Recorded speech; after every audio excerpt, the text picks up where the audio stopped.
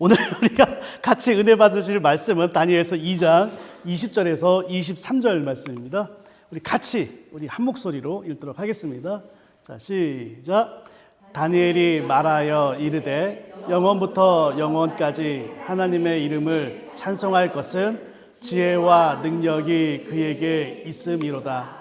그는 때와 계절을 바꾸시며 왕들을 패하시고 왕들을 세우시며 지혜자에게 지혜를 주시고 총명한 자에게 지식을 주시는도다. 그는 깊고 은밀한 일을 나타내시고 어두운 데에 있는 것을 아시며 또 빛이 그와 함께 있도다. 나의 조상들의 하나님이여, 주께서 이제 내게 지혜와 능력을 주시고 우리가 주께 구한 것을 내게 알게 하셨사오니 내가 주께 감사하고 주를 찬양하나이다. 곧 주께서 왕의 그 일을 내게 보이셨나이다 하니라. 아멘. 자, 우리 옆에 분하고 뒤에 분 인사 나누시죠. 잘 오셨습니다. 반갑습니다. 보고 싶었습니다. 예, 반갑습니다. 반갑습니다. 예, 반갑습니다. 예, 예. 다루자면 가장 반갑게 몸을 틀어서. 예, 좋습니다. 우리가 이제 지난주까지 우리가 이제 열왕기 말씀을 봤잖아요. 그죠? 열왕기 말씀은 북이스라엘과 남유다의 어떤 마지막 그 모습들, 그리고 이제 왕들에 대한 이야기였잖아요. 그러면서 이제 결국에는 북이스라엘은 아수르에 의해서 멸망당하고 남유다는 바벨론에 의해서 멸망당하잖아요. 그래서 오늘 우리가 이제 이번 달부터 우리가 묵상하는 것은 이제 다니엘서란 말이에요. 다니엘서는 그러면 포로로 끌려간, 특별히 바벨론으로 끌려간 이 백성들이 어떻게 살아가고 있는가, 특별히 다니엘이라고 하는 사람을 통해서 우리가 그 모습을 보도록 할 거거든요. 그래서 우리 이제 이번 달은 특별히 다니엘서를 같이 이제 묵상을 하고 또 같이 알아보도록 하겠습니다. 다니엘서 1장을 보니까요, 이제 바벨론의 그 느부갓네살 왕이라고 하는 왕이 등장하죠. 그런데 그 왕이 이제 남유다를 공격을 해서요, 남쪽 유다의 그 예루살렘 성전이 있었잖아요. 솔로몬의 성전이 있는데 그 성전의 기물을 다 뺏어 갔다라고 이제 1장에 기록을 하고 있어요.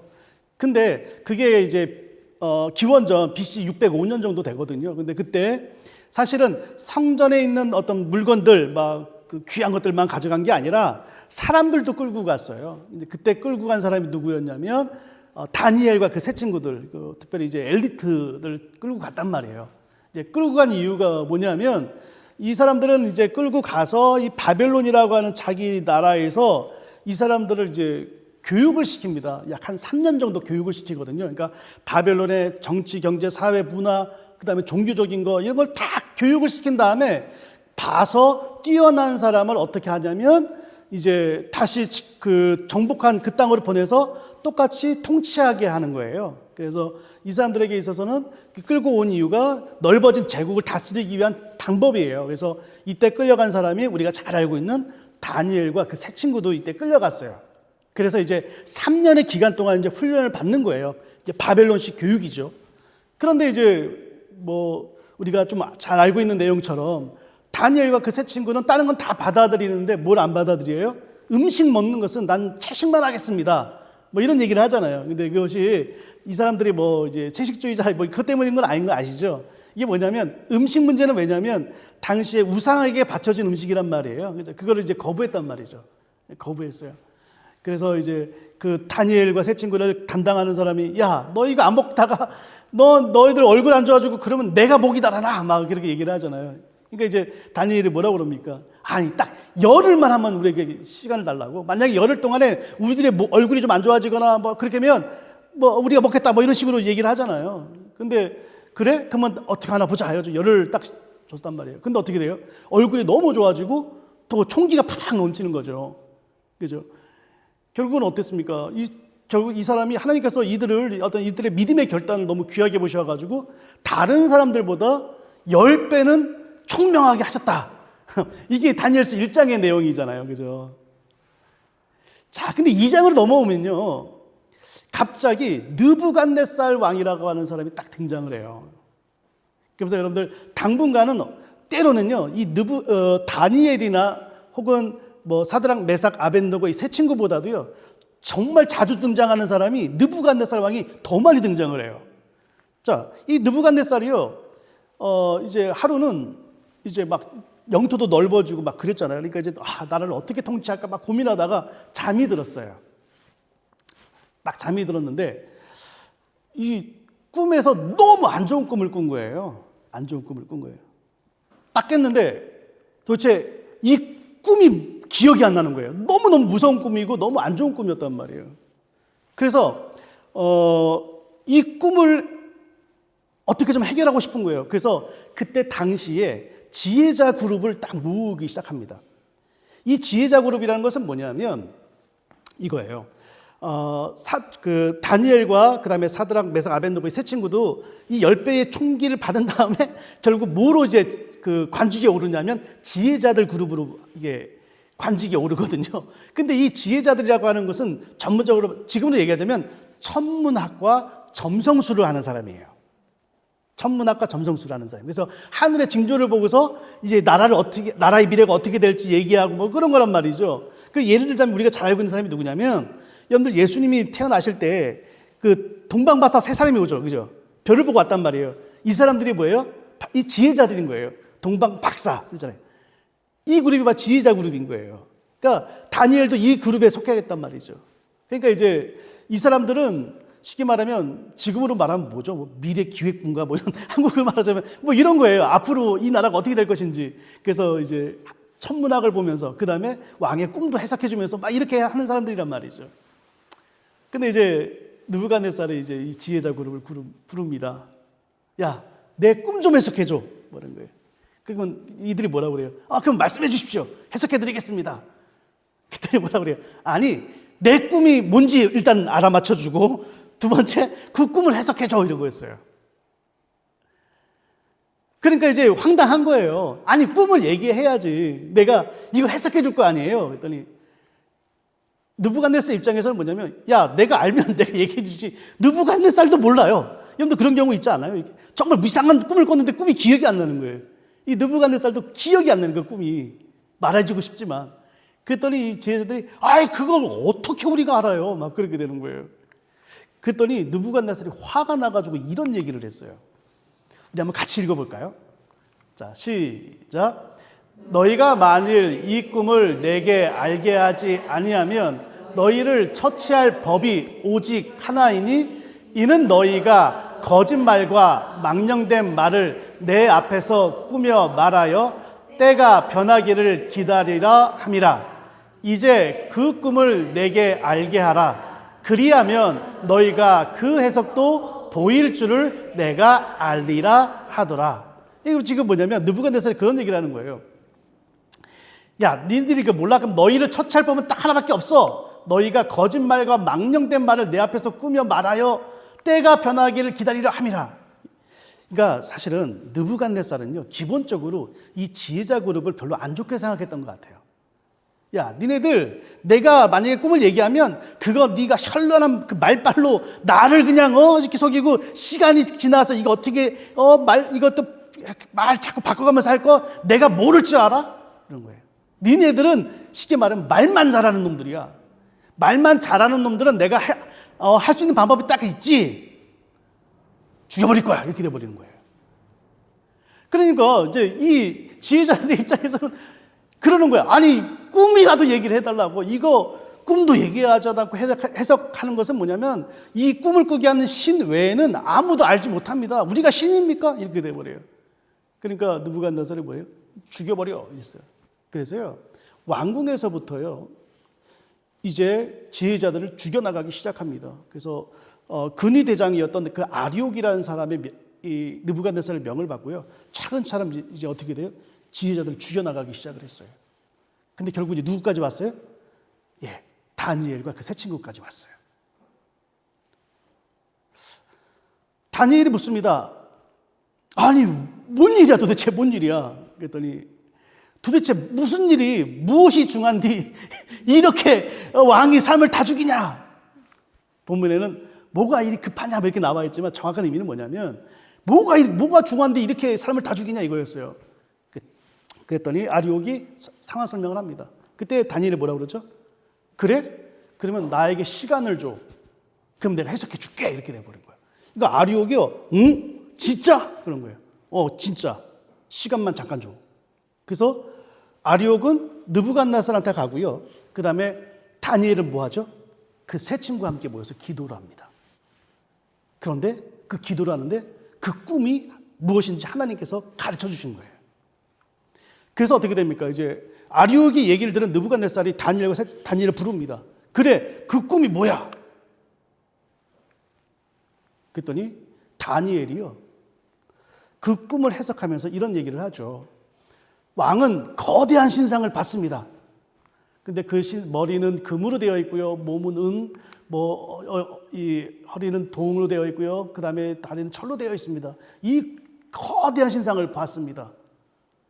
그런데 당신은 요 밑에 위에 있는 금으로 된 머리입니다. 뭐 이런 식으로 쭉 설명을 한단 말이에요. 그런데 이 금 신상이 어떻게 되냐면 이 거대한 신상이 손대지 않은 거대한 돌이 와가지고 박살내어 버리는 꿈을 당신은 꾸었습니다. 이렇게 얘기를 하는 거예요. 그리고 이 꿈은 당신의 제국은 이렇게 돼 있는데 그 다음에 제국은 다른 제국이 나서 좀 못한 제국이 나타나서 다시 당신들을 이을 것이고 이렇게 하면서 앞으로 이 나라가 어떻게 변할 것인지에 대한 얘기를 쭉 설명해 주는 거예요. 그러니까요. 느부갓네살이 어떻게 했어요? 우와! 그런 거죠. 그러면서 2장 후반부에 보면 느부갓네살이 하나님을 찬양하는 내용이 나와요. 그런데 여러분 잘 보세요. 느부갓네살이 하나님을 찬양했던 내용은 그 쉽게 말하면 이거예요. 야, 니네 하나님 짱인데 최고인데 이런 정도지. 느부갓네살이 하나님을 찬양했다고 하나님을 자신의 신유로 삼는 게 아니었어요. 그냥 니네가 믿는 하나님 최고인데 이런 정도 됐던 거예요. 이게 1, 2장의 내용이거든요. 근데 여러분 잘 보세요. 여기서 정말 중요한 게 뭐냐면 다니엘이 사드락 메삭 아벳느고와 함께 기도하면서 먼저 이걸 깨달았잖아요. 그죠? 깨달은 다음에 하나님께 고백했던 그 찬양했던 내용이 오늘 우리가 읽은 본문의 내용이거든요. 근데 여러분 잘 보세요. 이게 왜 이렇게 중요하죠? 다니엘은요, 지금 하나님에 대해서 제일 첫 번째로 경험한 사건입니다. 다시 한번요. 다니엘은요, 지금 이 환상의 어떤 그 때문에 기도했던, 그래서 그 환상을 보고 해석한 그것을 통해서요, 하나님을 처음 경험을 했어요. 무슨 얘기냐면요, 다니엘이 1장에서 음식을 먹지 않겠습니다라고 결단 내린 이유는 뭐예요? 지난 시간에 제가 얘기했던 요시야 왕 있죠? 그 개혁운동의 여파 때문에 그때부터 신앙을 가졌던 거예요. 다니엘과 그 세 친구들은. 그래서 결단을 내렸어요. 음식 먹지 않겠습니다. 그런데 끝까지 포로로 끌려와서도 그렇게 했단 말이에요. 근데 하나님부터 직접 무슨 계시를 받거나 그런 적은 없어요. 근데 2장에서 처음 하나님을 만나게 됩니다. 그때요, 다니엘이 했던 고백을 한번 볼까요? 다니엘서 2장 20절에서 23, 특별히 23절 말씀인데요. 같이 한번 좀 읽어볼까요? 자, 시작. 나의 조상들의 하나님이여, 주께서 이제 내게 지혜와 능력을 주시고 우리가 주께 구한 것을 내게 알게 하셨사오니 내가 주께 감사하고 주를 찬양하나이다. 곧 주께서 왕의 그 일을 내게 보이셨나이다 하니라. 질문. 나의 조상들의 하나님이여 라고 말했어요. 자, 그러면 다니엘이 말한 나의 조상들의 하나님, 그러면 다니엘이 말한 조상들은 누구를 말하는 걸까요? 내 조상들의 하나님이여 라고 했으면 제일 번째 딱 드러나는 인물들이 나오겠죠. 나의 조상들의 하나님 누구예요? 예, 아브라함, 이삭, 야곱의 하나님이여 이렇게 된단 말이에요. 그리고 뭐 가깝게는 누구? 뭐 다윗의 하나님이여 이렇게 될 수 있단 말이에요. 근데 여러분, 왜 여기서는 아브라함, 이삭, 야곱의 하나님이여, 딴 때는 그런 거 되게 많이 나오거든요. 근데 여기서는 왜 그런 이름이 안 나오고 조상들의 하나님이여 이렇게 말하는지 아십니까? 이 조상들의 누구까지 포함되는지 아세요? 포로로 끌려오게 된 원인을 제공했던 조상들, 다시 말하자면요, 범죄한 조상들까지 포함이 돼버린 거예요. 잘 보세요. 지금요, 바벨론 사람의 입장에서 보면요, 지금 이 다니엘의 고백이 너무 웃겨요. 왠지 아십니까? 당시의 세계관에서는요, 얘네들이 포로로 끌려왔잖아요. 그러면 어떻게 된 거예요? 지금 바벨론이 섬기는 마르둑 신한테 야훼 하나님이 진 거예요. 전쟁에서 져서 포로로 끌려온 거예요. 근데 다니엘이 무슨 얘기를 하고 있어요? 조상들의 하나님, 포로로 우리를 끌려오게 하신 하나님을 찬양합니다. 이렇게 돼버리는 거예요. 그러니까 바벨론 사람들이 저기들 들으면 되게 웃기는 거예요. 너 지금 뭐하냐? 니네 하나님 우리 마르둑 신한테 깨졌잖아. 니네 신 어딨어? 네가 믿는 신은 어딨어? 야, 신이 살아있으면 니네들 포로로 끌려왔겠어? 뭐 이런 거잖아요. 그렇지 않나요? 자, 다니엘이요, 여기서 하나님을 찬양했던 이유가 뭘까요? 첫 번째는 뭐죠? 예, 당연히 아까 아침에 봤던 우리 그 환상이에요. 아, 결국 이 나라는 망할 거야, 이거예요. 결국은 망할 거야. 이것을 봤기 때문에 하나님을 찬양했겠죠. 우리를 못 살게 굴었지만 결국 망할 거야, 이걸 깨달았겠죠. 근데 더 중요한 이유가 있습니다. 두 번째 이유가 있습니다. 그게 뭐냐면 바로 하나님이요, 이 바벨론 땅까지 쫓아오셔서 자기들에게 뭘 줬어요? 꿈을 주시고 해석해 주신 거예요. 느부갓네살 왕을 괴롭히시고 그를 주물르고 계시는 것을 누가 봤어요? 깨달았어요? 다니엘이 본 거예요. 자, 이 얘기는 잠깐 접어두고요. 제가 좀 딴 얘기 좀 해볼게요. 북이스라엘의 멸망과 남유다의 멸망을 이미 그 심판에 대한 얘기를 했던 선지자가 한 사람이 있어요. 그게 누구냐면 아모스라고 하는 사람이에요. 근데 아모스라는 사람은요, 원래는 선지자의 잡이 아니었어요. 이 사람의 잡은 맨 처음에 뭐였냐면 목자였어요. 목수. 그러니까 쉽게 말하면 목자, 예, 목동이었어요. 그러니까 양을 치는 사람이었단 말이에요. 그러니까 이 사람은 다른 건 몰라도 양에 대해서, 목축업에 대해서 너무나 잘 알고 있는 사람이었고, 또 한 가지는 뭐냐면 당시에도 목자는 가장 최하층의 사람들이에요. 그러니까 가난했던 사람, 가난한 사람들의 마음을 너무 잘 알고 있는 사람이었어요. 그래서 아모스에 보면 뭐 유명한 구절 있잖아요. 공의를 뭐 강물같이 흐르게 하라, 막 이런 얘기 나오는 게 가난한 사람의 마음을 알고 있기 때문에 그래요. 그런데요, 이 아모스서에 보면 재밌는 구절이 나옵니다. 자, 아모스서 3장 12절입니다. 우리 같이 한번 읽어볼까요? 자, 시작. 여호와께서 이와 같이 말씀하시되 목자가 사자 입에서 양의 두 다리나 귀 조각을 건져낸과 같이 사마리아에서 침상 모서리에나 걸상의 방석에 앉은 이스라엘 자손도 건져냄을 입으리라. 이건 제가 이제 구약 맥잡기 시간에도 여러 번 말씀을 드렸는데, 뭐냐면 하나님께서 말씀하셨어요. 목자가요, 사자 입에서 양의 두 다리나 귀 조각을 건져낸 같이 사마리아, 북이스라엘 수도였죠. 이스라엘 자손도 건져냄을 입으리라. 여러분, 이것이 구원에 대한 얘기일까요? 심판에 대한 이야기일까요? 이거를 그림으로 표현하자면 이거잖아요. 사자의 입에 있는 이 뼈다귀를 어떻게 돼요? 두 다리를 빼겠다는 얘기잖아요. 여러분, 이거는 지금 이 상황은 이 뼈다귀 입장에서 보자면 이거는 구원의 상황이에요? 심판의 상황이에요? 이거는 심판이에요. 자, 이게 무슨 얘기냐면 하나님의 심판이 이미 정해졌어요. 심판이 임했어요. 그런데 어떻게 하겠다고요? 하나님이 쫓아오셔서 남아있는 뼈다귀를 내가 끄집어서 가지고 가겠다는 거예요. 이게 무슨 얘기냐면 이거예요. 아모스의 잡이 뭐라고 그랬죠? 원래 잡이? 목동이었어요, 목동. 양을 치는 사람이었어요. 목자였어요. 목자가요, 사꾼인지 진짜 성실한 사람인지를 뭘 보면 알 수 있다고 하냐면, 양이요, 다쳤는데 갑자기 사자가 와가지고 이거 자기가 힘쓸 수 없을 정도로 이렇게 끄집어 가는 경우 있잖아요. 그때 어떻게 하냐면, 진짜 성실한 목자는 어떠냐면 끝까지 쫓아갑니다. 쫓아가서요, 사자의 입에 있는 이미 죽었지만 그 조각까지도 끄집어낸다는 거예요. 아모스는 너무 잘 알고 있었어요. 근데요, 지금 이것을 통해서 아모스가 얘기하고 있는 게 뭐예요? 북이스라엘이나 남유다나 심판이 결정이 돼서 끌려가고 포로가 된다 할지라도 하나님께서는 뭐예요? 끝까지 그 믿음을 지킨 사람을 어떻게 하겠다고요? 쫓아가셔서 그들을 구원해내시겠다는 거예요. 자, 다니엘이요, 포로로 끌려왔음에도 불구하고 하나님을 찬양했던 이유가 뭐예요? 자기는 포로예요. 바벨론에 있어요. 포로의 신분이에요.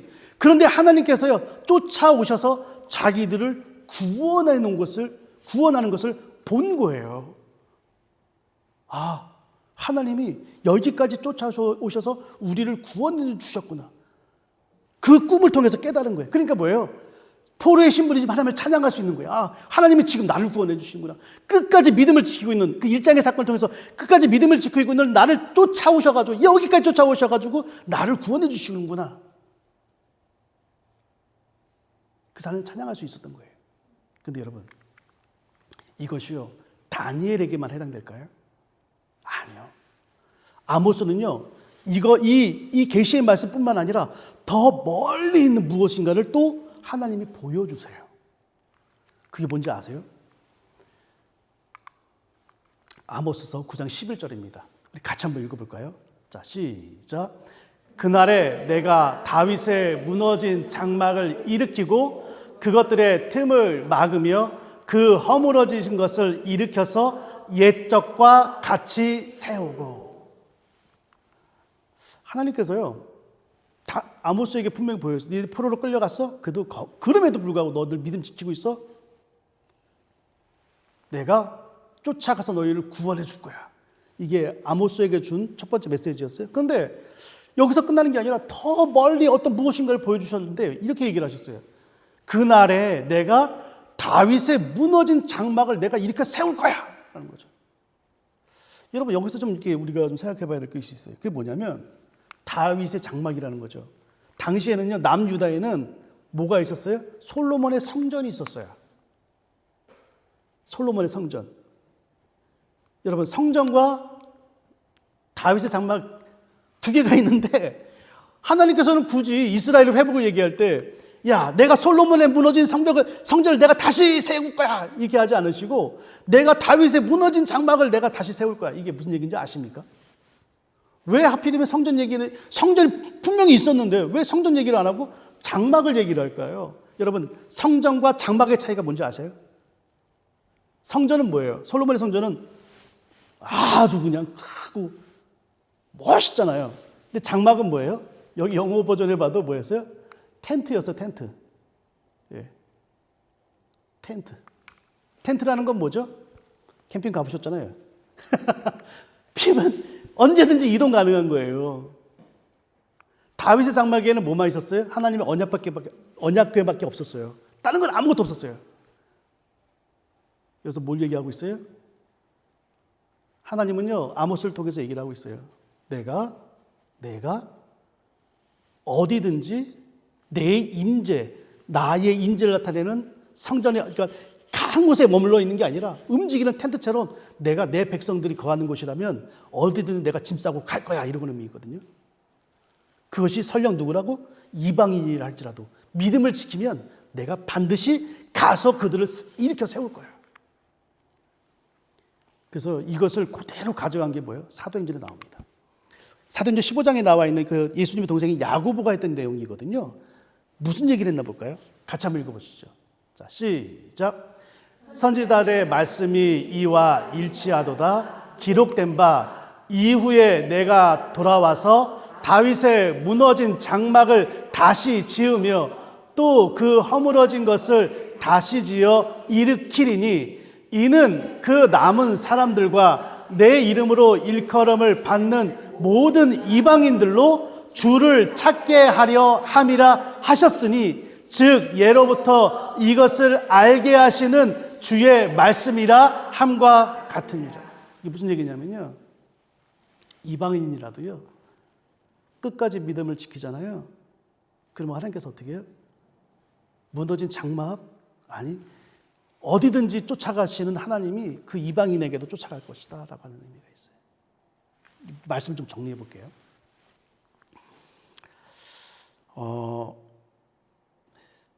여러분 혹시 그 얘기 아십니까? 이런 얘기 들어보셨어요? 기도는 만사를 변화시킨다. 이런 얘기 들어보셨어요? 저는 어렸을 적부터 정말 신앙생활 하면서도 귀에 이게 모시받 기도를 많이 듣는 게 기도는 만사를 변화시킨다. 그래서 결론은 기도합시다 막 이렇게 되는 거거든요. 근데요, 살다 보니까 기도해도 안 되는 게 있는 거예요. 그렇지 않나요? 아무리 기도해도요, 안 되는 게 있어요. 저만 그런가요? 제가 믿음이 약해서 기도의 양이 부족해서 그런가요? 여러분, 아무리 기도해도 안 되는 게 있더라니까요. 그러면 기도는 만사를 변화시킨다는 말은 거짓말이에요? 아니죠. 기도는 만사를 변화시킨다는 말은 뭐예요? 기도를 하면요, 모든 만사를 바라보는 내 눈이 바뀐다는 거거든요. 기도를 하면 기도가 무슨 그 어벤져스에 나와 있는 그 슈퍼 파워를 얻는 것처럼 모든 걸 다 그게 아니에요. 만사를 바라보는 내 눈이 바뀌는 거예요. 무슨 얘기냐면요, 여러분 아무리 기도해도요, 사자의 입이 변하지 않는 것처럼요, 변하지 않는 게 있단 말이에요. 해결되지 않는 상황이 있단 말이에요. 심판이 결정된 이스라엘 백성이 구원해달라고 기도해도요, 아니요, 그 사자의 입은요 못 바꿔요. 우리 인생 가운데요, 아무리 기도해도요 안 바뀌는 게 있어요. 하나님, 이 상황 너무 힘들고 고통스러워요. 하나님, 죽겠어요. 그러는데도요, 안 바뀌는 상황이 있더라니까요. 마치 저 사자의 입처럼.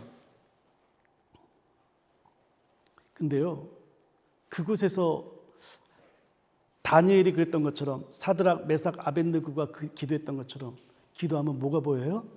사자의 입속에서도요, 입속에서 내가 지금 지근지근, 사자의 입에서 지근지근 씹히는데도 뭘 볼 수 있어요? 나를 향해서 나를 구원해 주려고 저기 쫓아오는 그 선한 목자이신 하나님이 보일 거예요. 지금 다니엘은요, 자기의 포로 신분이 바뀔 거라는 기대를 안 해요. 자기 포로 생활이 끝날 것이라는 기대를 안 해요. 다니엘은 뭘 봤어요? 다만 자기를 향해 뛰어오시는, 사자의 입에 있는 자기를 향해 뛰어오시는 그 하나님을 봤어요. 그랬더니 그 사자의 입 같은 그런 힘든 상황 속에서도 뭐예요? 하나님을 찬양해요. 여러분, 우리가요, 어떤 상황이든 하나님을 찬양하면 이미 그 상황은 끝난 거예요. 다시 한번요, 여러분, 우리가 어떤 상황이든 아무리 기도해도 이놈의 인생은 왜 안 바뀌어? 이 지긋지긋한 인생은 도대체 왜 안 바뀌어? 이런 상황에서도요, 우리가 정말 전심으로 하나님을 찬양할 수 있는 이유는 거기에서도요, 나를 향해서 쫓아오는, 나를 구원해 주시고자 쫓아오는 그 선한 목자이신 그 하나님을 막 쫓아오시는 거예요. 신약에 보니까 그 하나님이 인간의 몸을 입고 쫓아오시는 거예요. 인간의 몸을 입고 예수님을 쫓아오시는 거예요. 나를 향해서 쫓아오는 그 하나님의 눈빛과 간절히 바라는 내 눈빛이 마주치잖아요. 그럼 뭐가 생겨요? 찬양할 수 있는 힘이 생기는 거예요. 그러면 우리는 그 상황과는 상관없는 사람이 되어버려요.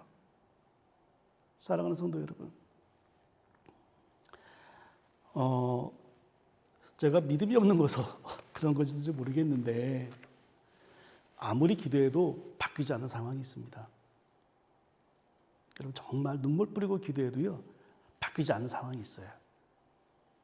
근데요, 기도를 하게 되면 바뀌지 않는 상황 때문에 좌절하고 넘어지는 게 아니라 그 상황 속에서 나를 구원하려고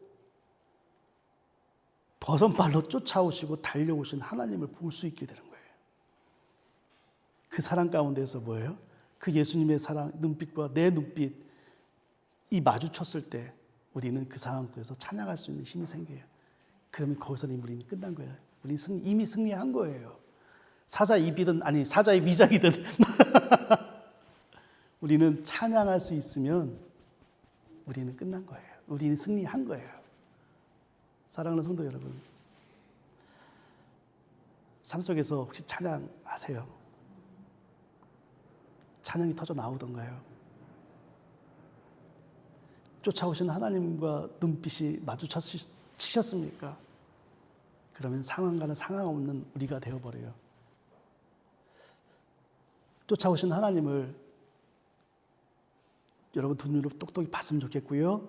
그 힘으로 찬양의 자리에 나아갈 수 있는 저와 여러분이 되기를 주님의 이름으로 부탁드립니다.